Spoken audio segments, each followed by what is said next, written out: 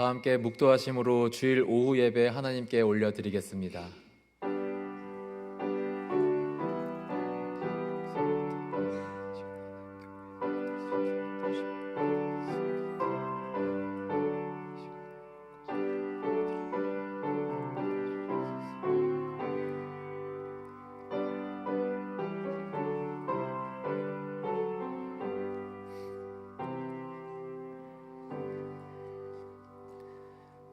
사랑과 은혜가 풍성하신 하나님 아버지, 오늘 하루 주님의 은혜 안에 거하게 하시고 오후 예배까지도 예배의 자리로 인도해 주신 주님의 은혜에 감사함을 드립니다. 예배 모든 시간이 하나님께 영광되는 시간, 그리고 우리에게 기쁨이 되는 시간이 되도록 주님께서 인도하여 주시옵소서. 예배를 통하여 말씀을 깨닫고 말씀대로 살아가는 복을 허락하여 주시옵소서. 또한 주님의 말씀을 알아감으로써 주께 영광을 올려드리는 우리의 삶이 되도록 인도하여 주시옵소서. 이 시간 성령께서 친히 예배를 주관하여 주셔서 모든 순서마다 하나님께 기쁨이 되는 예배가 되도록 인도하여 주시옵소서. 예배의 모든 순서를 하나님께 맡겨드리며 올려드립니다. 예수님의 이름으로 기도합나이다. 아멘. 다 함께 찬송가 93장 찬양 드리겠습니다.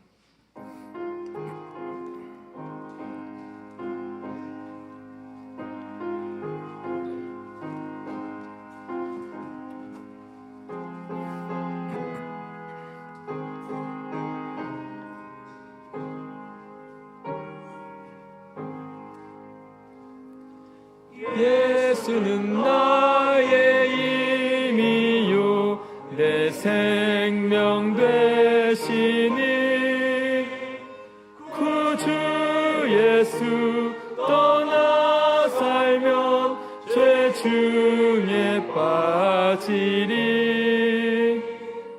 눈물이 앞을 가리고 내 맘에 근심 쌓일 때 위로하고 힘주시리 주 예수. 예수는 나의 힘이요 내 친구 되시니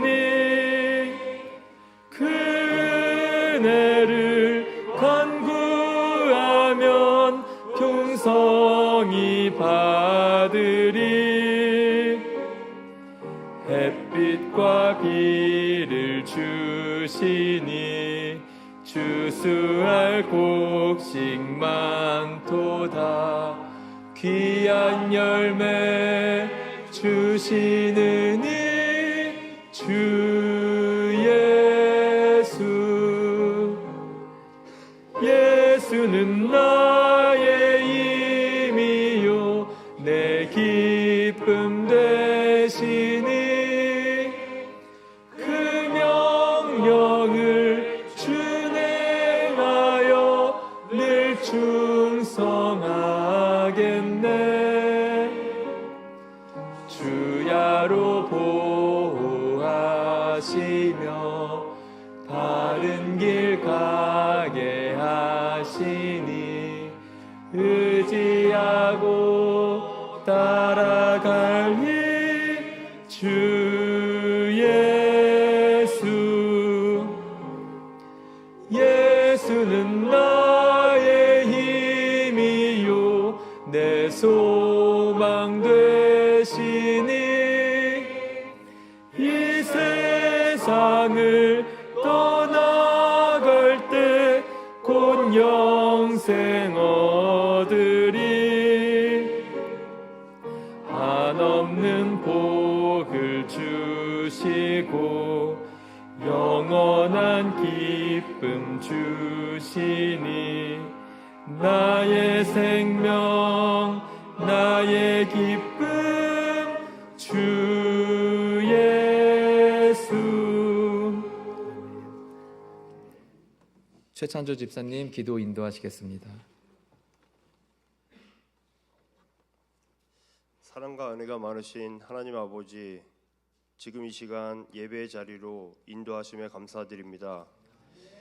늘 우리의 삶 가운데 함께 하시며 모든 상황 가운데 지키시고 인도하시는 주님께 감사드립니다. 우리의 마음을 다해 하나님을 찬양하며 주님께 영광 돌리는 예배가 되기를 간절히 소망합니다. 삶의 어려움 속에서도 주님을 늘 찾게 하시고 그로 인해 마음속에 기쁨과 평안을 주시는 하나님, 이 시간 함께 모여 주님을 바라보고 예배함으로 인해 큰 은혜와 평강이 우리 마음속에 임하게 하시고 더 주님을 바라보고 찬양할 수 있도록 인도하여 주옵소서. 한결같이 우리 거여지엘 교회를 사랑하시는 주님, 더 좋은 환경에서 주님을 만나게 하시고 더 많은 성도들이 모여 예배하게 하심에 감사드립니다. 어려운 이들을 먼저 돌아보고 성도들이 나보다 먼저 서로를 돌아보고 돌보는 사랑이 넘치는 교회가 되게 하시고 각자의 자리에서 하나님을 바라보고 성령님의 임재하심을 늘 경험하는 성령 충만한 교회가 되기를 간절히 소망합니다. 아멘. 내일부터 한 주간 드려지는 특별 새벽 기도에 많은 성도들이 나와 기도하는 시간이 되게 하시고 새벽을 준비하는 많은 손길 위에 피곤치 않게 하시며 말씀 선포하시는 담임 목사님께 성령의 충만함을 더하여 주옵소서. 아멘.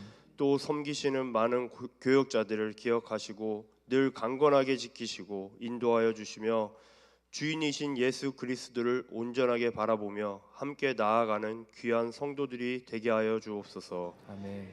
이 예배 가운데 말씀 선포하시는 박성원 목사님께 능력을 더하여 주시고 말씀을 받는 우리에게 열린 귀와 마음을 주시어서 말씀으로 세상을 이기는 성도들이 되는 귀한 예배가 되게 하여 주옵소서. 아멘. 모든 상황 가운데 우리와 함께 하시고 예배를 통해 우리를 인도하시는 주님을 찬양합니다.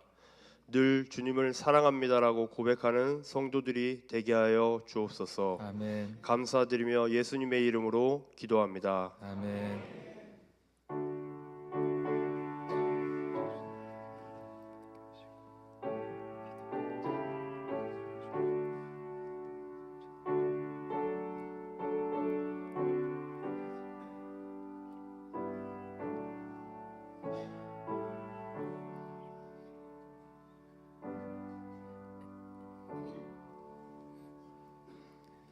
이 시간 함께 찾아볼 말씀은 누가복음 3장 7절부터 15절입니다.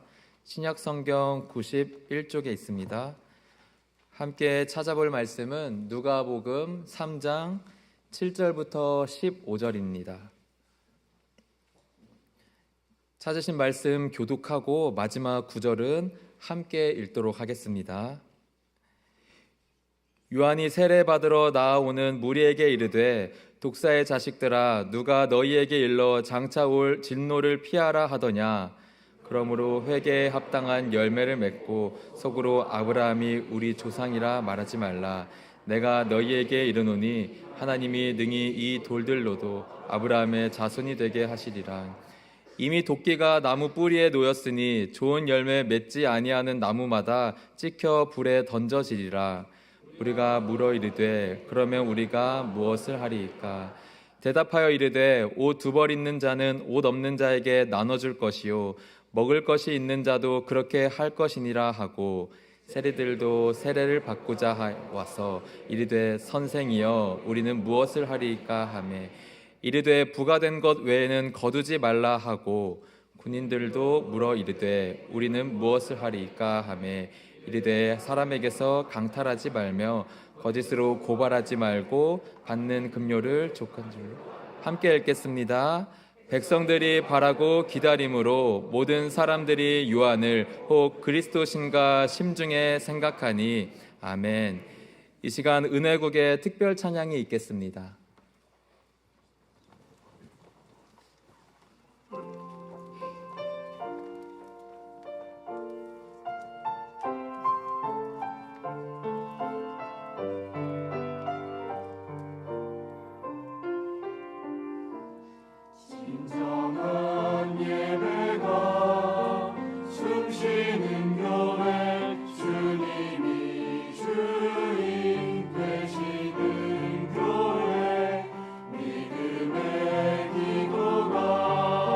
쌓이는 교회 최고의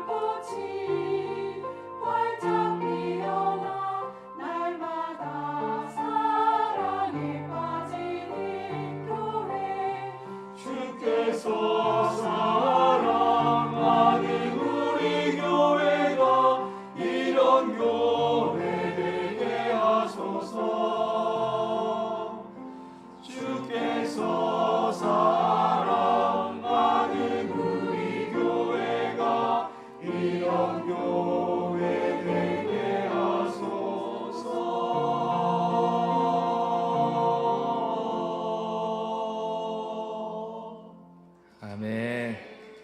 귀한 찬양 감사드립니다. 이 시간에는 삶으로 나타나는 회개라는 제목으로 말씀을 전하려고 합니다.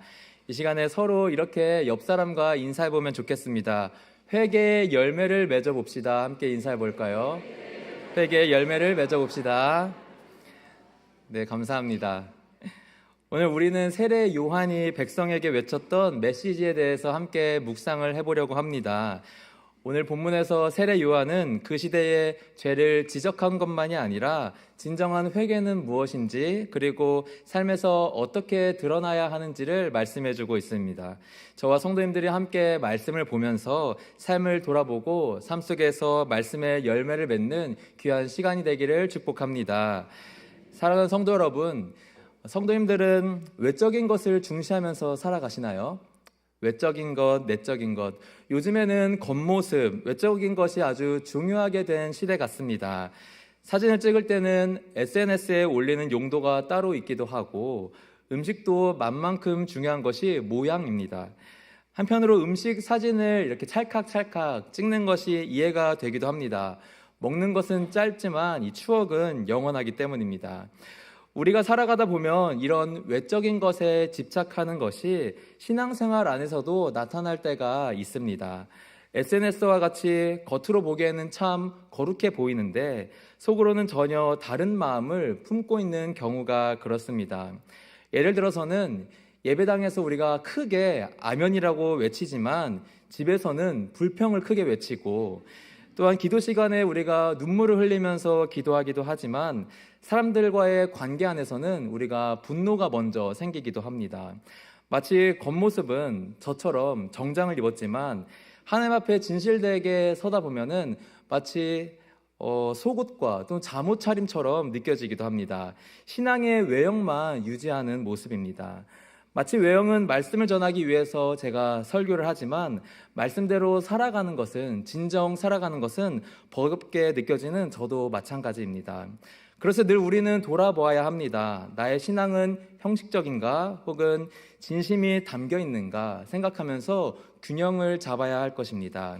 형식적이었다면 진심이 담겨야 하고, 또한 진심이 있다면 잘 전달이 되도록 포장이 되어야 할 것입니다. 우리의 신앙은 사람보다도 늘 하나님 앞에 먼저 서기를 소망합니다. 오늘 본문에서 세례 요한의 시대에도 그러한 사람들이 있었습니다. 많은 이들이 세례를 받으러 나왔지만 그 목적은 하나님께 마음을 돌이키는 데 있지 않았습니다. 세례라는 것이 하나님과 성도들 앞에서 올바른 신앙생활을 하겠다는 귀한 언약의 시간인데, 그 시대에는 마치 신앙인으로서 체면만 차리겠다는 일이 되어버린 것입니다. 세례 요한은 그러한 그들을 향해서 단호하게 외쳤습니다. 회개에 합당한 열매를 맺어라라고 말입니다. 마치 신앙은 겉모습만이 아니라 삶으로 증명되는 것이라는 의미입니다. 이 말씀은 오늘날을 살아가는 우리에게도 동일하게 메시지를 줍니다. 우리는 하나님 앞에서 진짜 신앙인으로서 살아가고 있는가, 아니면 신앙 흉내를 내면서 외적인 모습만 꾸미고 있지는 않은가, 점점 변질되고 있다면은 이것을 우리가 다시 어떻게 돌이켜야 하는가라고 말입니다. 본문에서는 진정한 회개는 겉모습에만 있지 않고 삶에서 드러날 것을 말하고 있습니다. 우리의 행동과 타인과의 관계 속에서 변화가 나타나야 하고, 또한 개인의 삶 속에서도 하나님 앞에서 진실되게 살아가며 만족함이 나타날 때에 그 회개가 참된 회개라고 말씀하고 있습니다. 말씀을 준비하며 전할 때마다 제가 생각을 하지만 이 오후 예배까지 여기에 이 자리에 있는 것이 참 쉽지 않음을 알고, 또한 성도님들이 귀하게 느껴지는 것 같습니다. 교회를 섬기며 오랜 시간 주일에 이 시간에 이 자리에 있는데 말씀 앞에 은혜를 받는 시간 되기를 소망합니다. 특별히 오늘 말씀에서와 같이 삶 속에서 회개에 합당한 열매를 맺으시고 성도님들이 계시는 곳이 화목한 하나님 나라가 되며 삶 속에서 주님 주시는 기쁨으로 충만하시기를 주님의 이름으로 축복합니다. 그럼 오늘 본문과 같이 우리는 어떻게 삶 속에서 회개에 합당한 열매를 맺을 수가 있을까요? 먼저 본문에서는 회개가 행동으로 나타나야 함을 먼저 말해주고 있습니다. 오늘 읽은 말씀 7절과 8절을 함께 읽어보겠습니다. 시작. 요한이 세례받으러 나아오는 무리에게 이르되 장차 올 진노를 피하라 하더냐. 그러므로 회개에 합당한 열매를 맺고 속으로 아브라함이 우리 조상이라 말하지 말라. 내가 너희에게 이르노니 하나님이 능히 이 돌들로도 아브라함의 자손이 되게 하시리라. 세례 요한은 세례를 받으러 온 군중들을 향해서 매우 거칠게 표현하고 있습니다. 독사의 자식들아. 이 말은 단순히 분노나 모욕만이 아니라 외식적인 종교인들에 대해서 가식을 폭로하는 것이었습니다. 당시 이들은 하나님 앞에 진정한 회개가 없이도 세례를 받으면 구원의 표를 얻는다고 생각을 하였습니다. 그러나 요한은 그들의 내면을 꿰뚫어 보면서 세례의식이 구원의 능력을 가지는 것이 아니라 회개에 합당한 열매, 즉 변화된 삶이 있을 때에야 비로소 진정한 회개가 된다라고 말하고 있는 것입니다. 그에게 신앙은 겉모습만이 아니라 행동으로 증명되는 것이었습니다. 특별히 8절에서 회개에 합당한 열매를 맺고 아브라함이 우리 조상이라 말하지 말라라고 기록이 되어 있습니다. 세례 요한은 이 신앙을 가문이나 혈통을 통하여서 보장받는 것처럼 생각하던 이 유대인들의 오래된 착각, 오래된 오해를 깨뜨리고 있습니다. 하나님께서 아브라함을 택하신 이유는 그저 그 후손 전체를 자동적으로 구원하기 위함이 아니라 아브라함의 믿음과 아브라함의 순종 때문이었습니다. 따라서 하나님 앞에서 중요한 것은 너희가 이스라엘 지파의 누구이냐, 이스라엘 지파이고 어느 가문이냐, 어느 누구의 자손이냐가 아니라 너는 어떠한 열매를 맺고 있느냐라는 것입니다. 회개는 단순히 죄책감을 느끼는 감정이 아니라 새로운 행동이 나타나는 변화가 있어야 한다라는 것입니다. 우리 역시 신앙의 가문이라는 것이 자랑스러울 때가 있지 않습니까? 그리고 우리 대대로 신앙을 전수하고 싶은 마음이 모두가 있을 것입니다. 우리가 진정 하나님 앞에 자랑스러울 수 있는 것은 내 가문이 어떠한 신앙의 가문이다라고 하는 것이 아니라 내가 지금 신앙인으로서 올바르게 행동하고 있는 부분, 그것이 자랑스러워야 할 줄을 믿습니다. 우리 스스로 말씀을 깨닫고 회개하고 그에 합당한 삶이 나타날 때에 하나님께서 기쁘게 바라보실 줄을 믿습니다. 이어서 9절에서 세례 요한은 이러한 변화가 눈꽃만큼도 보이지 않는 그 당시 백성들에게 경고하고 있습니다.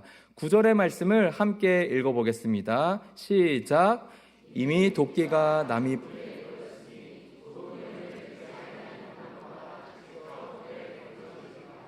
아멘.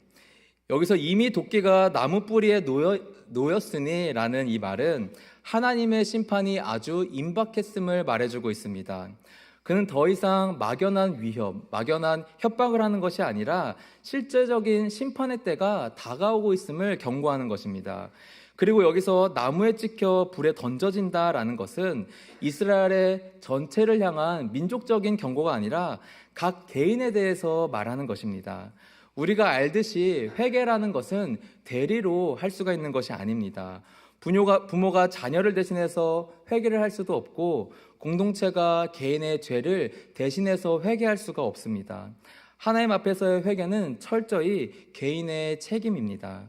우리의 자녀의 신앙 문제도 우리가 자녀를 위해서 어떠한 면죄부도 사줄 수가 없기 때문에 자녀 스스로 하나님 앞에 나아가야 하고 하나님의 말씀을 깨달아야 하고 회개해야 하고 또한 그 삶이 변화되기를 우리는 기도해야 한다라는 것입니다. 오늘날에도 본문에서 나타나는 것과 같이 종교적인 외식은 여전히 존재합니다. 다만 우리는 익숙해져 있을 뿐입니다. 하나님께서 보시는 것은 우리의 삶 속에서 하나님의 성품이 얼마나 드러나고 있는지, 하나님께 잘못했습니다라는 회개의 말에 이어서 이제 다르게 살겠습니다라는 결단과 그 삶일 줄을 믿습니다. 또한 우리 교회 역시도 외적인 것에 치중이 되는 것이 있었다면 더욱더 내면을 더 닦아가는 교회가 되기를 소망합니다. 화려함보다도 정직한 삶이 있고 거대한 사역보다도 한 영혼을 사랑하는, 그 사랑을 우선하는 교회가 우리 교회가 되기를 축복합니다. 세례 요한이 경고한 것처럼 반드시 우리의 삶 속에 행동으로 드러나는 회개의 열매가 성도님들의 모든 삶 속에 나타나기를 주님의 이름으로 축복합니다. 이어서 본문에서 회개에 합당한 열매의 모습은 관계 안에서 드러난다라고 말을 하고 있습니다.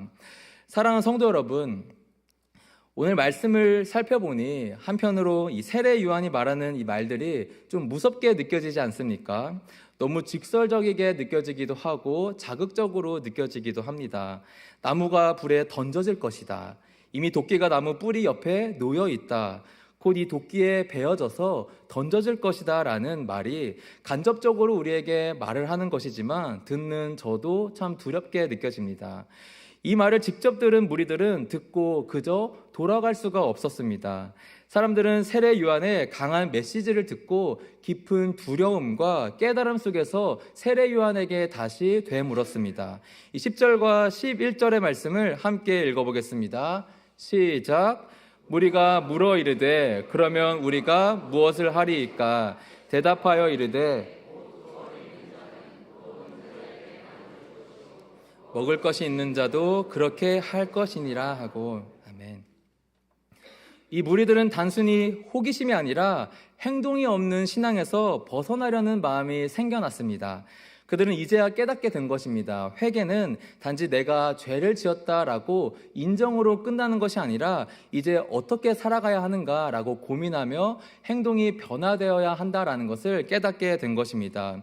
요한은 그들의 질문에 대해서 본질적으로 답을 하고 있습니다. 나누어라 라고 말입니다. 입는 것, 먹는 것, 그리고 삶의 필요로 하는 것을 모두 나누어라 라고 말입니다. 이처럼 회개는 마음의 태도 변화로만 끝나는 것이 아니라 실제의 삶 속에서 행동으로 나타나야 한다라는 것입니다. 다만 요한은 그 합당한 삶이 함께 살아가는 구성원 안에서, 사회 안에서, 공동체 안에서, 또한 우리의 얽혀있는 관계 안에서 드러나야 할 것을 요청합니다. 그는 회개의 가장 구체적인 실천으로 나눔과 긍휼을 제시하였습니다. 이웃을 향한 사랑의 행동을 보여주라라고 말을 합니다. 여기서 요한이 말하는 옷 2벌 있는 자라는 것은 부자를 뜻하는 것이 아니었습니다. 조금이라도, 아주 조금이라도 여분이 있는 사람을 말하는 것입니다. 다시 말해서 회개는, 또한 회개에 합당한 열매가 있는 그 삶은 가진 자만의 실천이 아니라는 것입니다. 있는 자리에서 또한 가진 만큼, 아니 그 이상으로 베푸는 삶이 곧 회개의 열매라는 것입니다. 그렇게 참된 회개자는 더 이상 자기중심적으로 살지 않게 되고 자연스럽게 타인을 향한 마음을 더욱더 열어가게 됩니다. 그리고 그 귀한 마음이 행동으로 이어질 때에 하나님께서는 그 열매를 기쁘게 받으십니다. 요한의 가르침에 급박해진 이들 중에는 세리들도 있었습니다.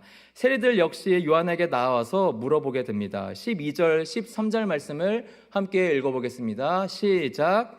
세리들도 세례를 받고자 하여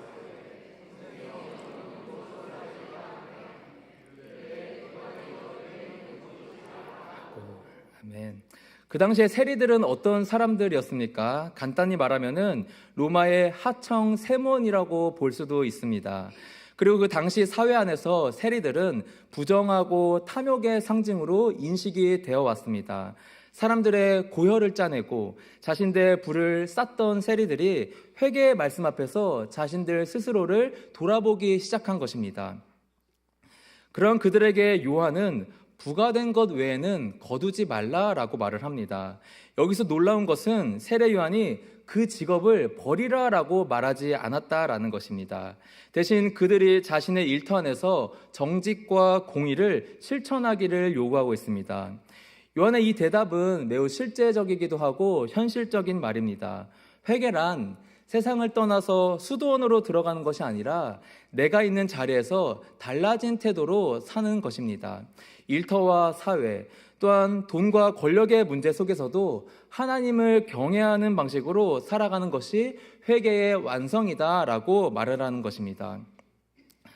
물론 저의 삶을 봤을 때 저는 거여질 교회라는 안전한 울타리에서 살아가지만 이 성도님들은 치열하게 사회 안에서 그리고 권력의 구조 안에서 있지 않습니까? 그렇게 있는 자리에서 회개에 합당한 삶을 살아가는 것이 쉽지 않음을 압니다. 같은 노력을 하더라도 손해를 봐야 하고 또한 진실될수록 타협할 수가 없고 올라갈 수도 없고 취할 수도 없고 그러한 그리스도인의 삶이 어렵게 느껴지긴 합니다. 그러나 하나님께서는 주일인 오늘만이 아니라 하나님을 경외하는 태도가 가정 안에서도 직장과 사업, 일터와 삶의 모든 자리에서 나타나기를 원하시고 있습니다. 그렇게 성도님들의 치열한 삶 속에서 삶을 살아내는 인내 속에 꼭 진실함이 나타나서 성도님들이 속해져 있는 공동체가 더욱더 깨끗해지기를 소망합니다. 그리고 진실된 인생 속에서 진정 하늘의 평안함이 있으시기를 주님의 이름으로 축복합니다. 마지막으로 회개에 합당한 삶의 모습은 진정 만족하는 삶으로 이어지게 됩니다. 오늘 세례 요한의 메시지는 군인들에게도 향하였습니다. 14절에서 군인들은 요한에게 이렇게 물었습니다. 14절의 말씀을 함께 읽어보겠습니다. 시작. 군인들도 물어 이르되 우리는 무엇을 하리이까?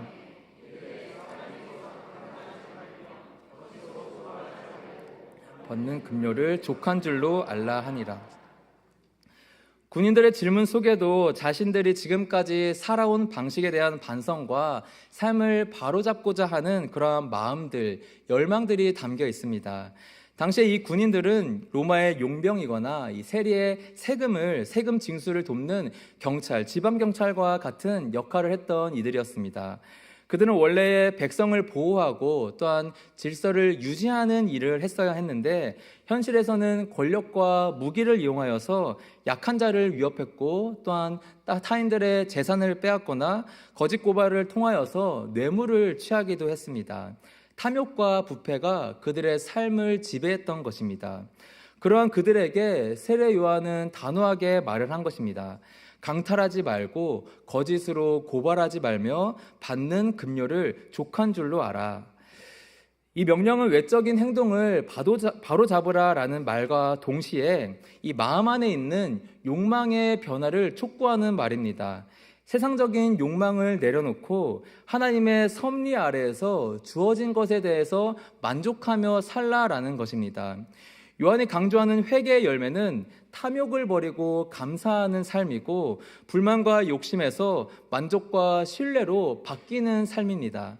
그래서 하나님께서 주신 자신의 몫에 대해서 인정하고 그것을 만족하며 살아가는 삶입니다.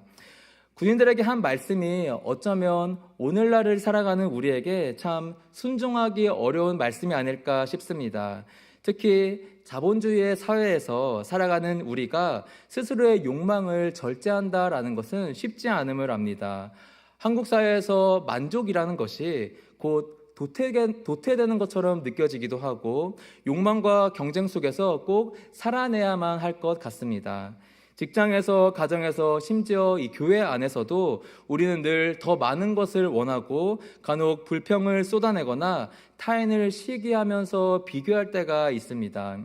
요한이 군인들에게 전한 이 메시지는 우리의 인생 안에서도 세세하게 적용되는 동일한 말씀일 줄을 압니다. 우리가 물론 당대 군인처럼 권력이 없다고 말할 수는 있겠지만 우리가 요즘 살아갈 때 다들 상대적으로 비교하며 살아가지 않습니까? 상대적으로 비교하며 살아가는 우리 사회에서 누군가보다는 윗사람으로 위치하고 힘을 발휘하거나 약자를 억누를 수 있는 위치가 됨을 우리가 기억하기를 소망합니다. 우리가 누군가를 억눌렀거나 혹은 거짓되게 살아갔거나 세상적인 욕망 때문에 마음에 만족함이 없다면은 오직 하나님 앞에서 모두 풀어내시고 해결되시기를 소망합니다. 우리의 자리와 역할을 하나님께서 주셨음을 인정하고 지금 가진 것에 감사하며 살아가기를 소망합니다.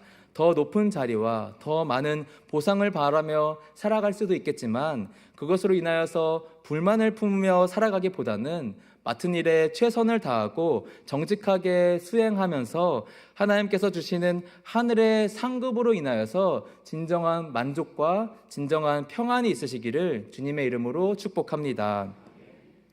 말씀을 정리하겠습니다. 사랑하는 성도 여러분, 오늘 본문 말씀에서 이 회개는 마음의 결단에서 끝나지 않는다고 말하고 있습니다. 요한이 말하는 회개는 합당한 열매를 맺어야 하고 삶 속에서 진정한 변화가 있어야 한다라고 말을 하고 있습니다. 이 사회와 관계 안에서도 또한 잘 풀어져야 하며 진정 하나님 주시는 것에 대해서 만족하며 그분을 신뢰하는 모습이 있어야 한다라고 말합니다. 우리가 회개에 합당한 삶을 왜 살아가야 하는가라고 고민이 될 때에 오늘 본문 15절에서는 이렇게 말을 하고 있습니다. 15절 말씀을 함께 읽어보겠습니다. 시작. 백성들이 바라고 기다림으로. 아멘.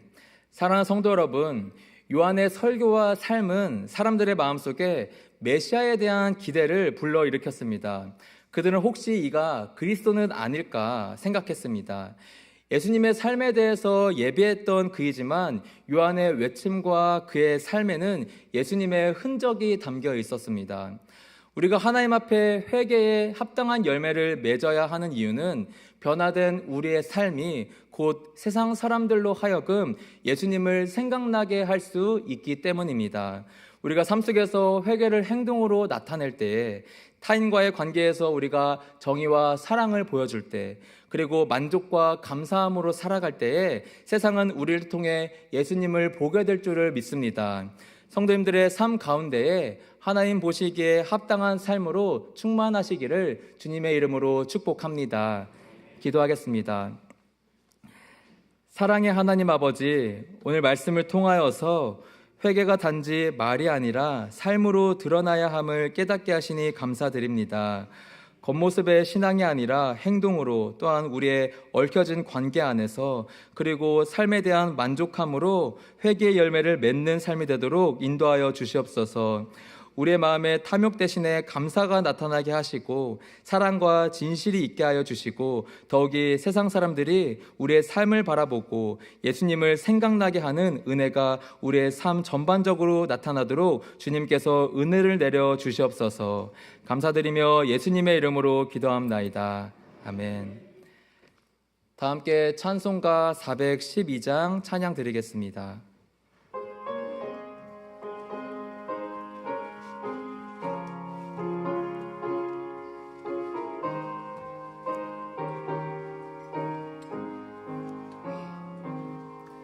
내 영혼의 극히 깊은 데서 맑은 가락이 울려나네. 하늘 곡조가 언제나 흘러나와 내 영혼을 고이 싸네.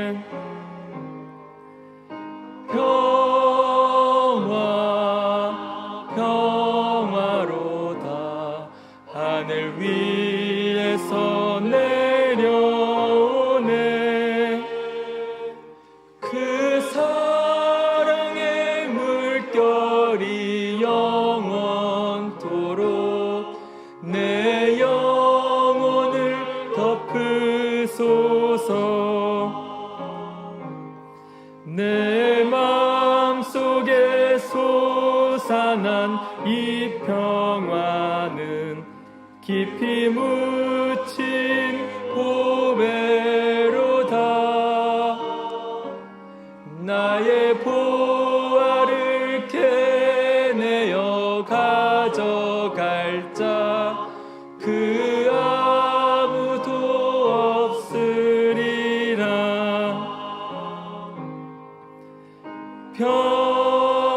평화 평화로다.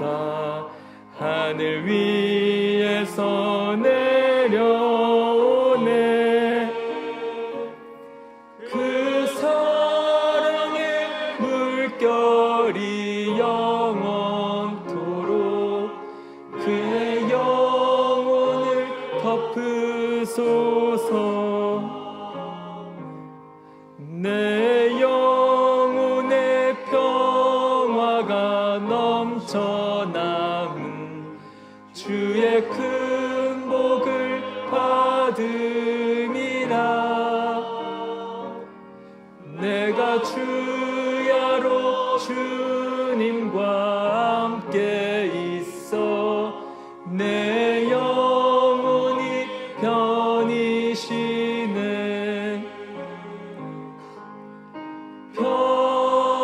평화 평화로다. 하늘 위에서 내려오네. 그 사랑의 물결이 영원토록 내 영혼을 덮으소서. 이 땅 위에 험한 길 가는 동안 참된 평화가 어디 있나. 우리 모두 다 예수를 친구 삼아 참 평화를 누리겠네.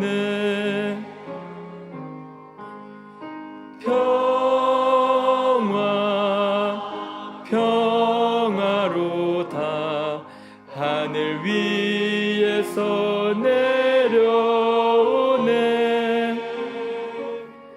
그 사랑의 물결이 영원토록 내 영혼을 덮으소서. 담임 목사님 나오셔서 교회 소식 전해주시겠습니다.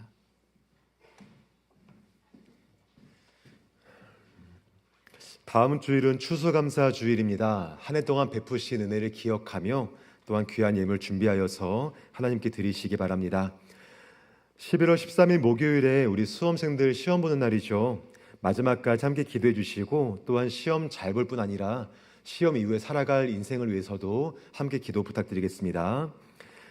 내일부터 토요일까지 하반기 특별 새벽 기도회가 진행됩니다. 새벽 5시에 본당에서 진행되고요. 루스 룻기에서 발견하는 진리라는 주제로 함께 말씀 나누고 기도하는 시간이니 함께 기억하시고 내일 5시에 함께 만나도록 하겠습니다. 오늘 오후 예배 후에 당회로 모이겠습니다. 설교 퀴즈 함께 갖겠습니다.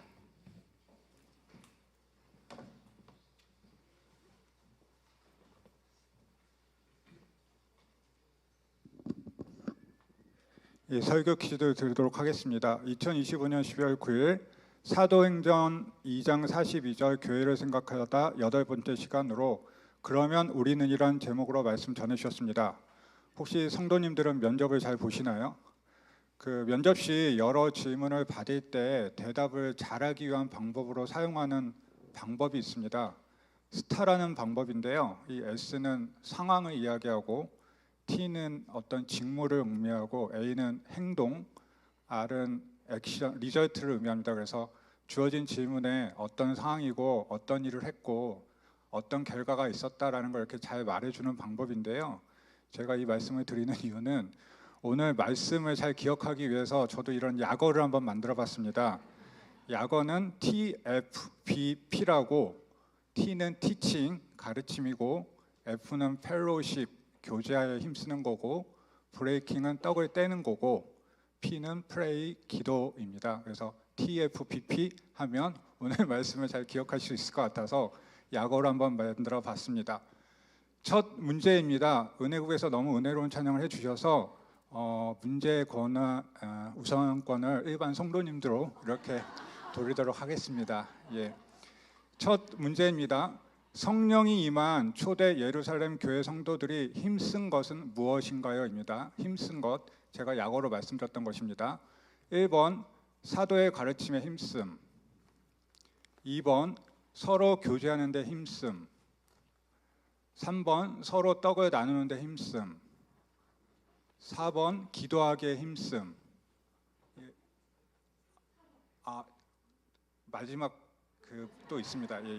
5번 위의 모든 항목이 맞음.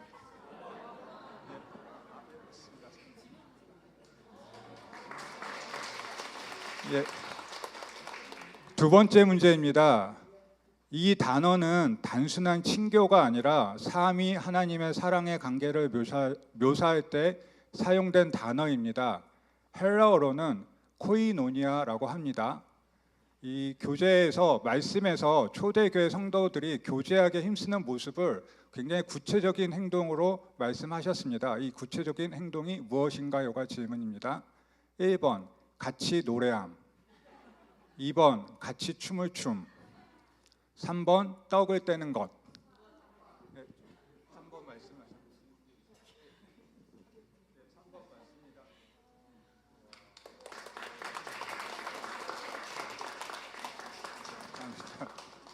예, 다들 말씀을 너무 잘 들으셨던 것 같습니다. 가르치고 교제하고 떡을 나누고 그리고 기도하는 삶의 모습은 예수님의 사랑 없이는 힘들겠다라는 생각이 들었고요. 하나님의 사랑 없이는 이런 삶의 태도는 지속 가능하지 않겠다라는 생각도 들었습니다. 우리가 지나간 자리에 남는 것이 예수님의 사랑의 흔적만 남기를 바라며 사랑이 충만한 한 주 되길 기도합니다. 감사합니다.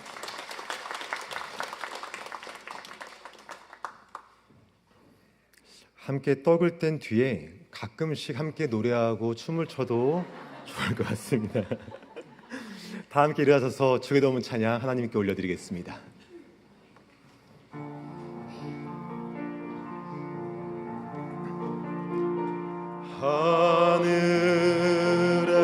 하늘에 계신 아버지 이름 거룩하사 주님 나라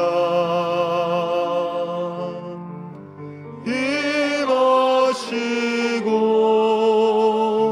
뜻이 이루어지다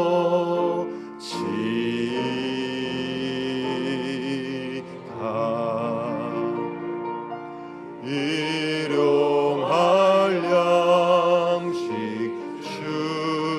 주시고 우리들의 큰 죄 다 용서하옵시고 또 시험에 들게 마시고 악에서 구원하소서. 내게 주의 나라 주의 권세 주의 영광 영원히 아멘.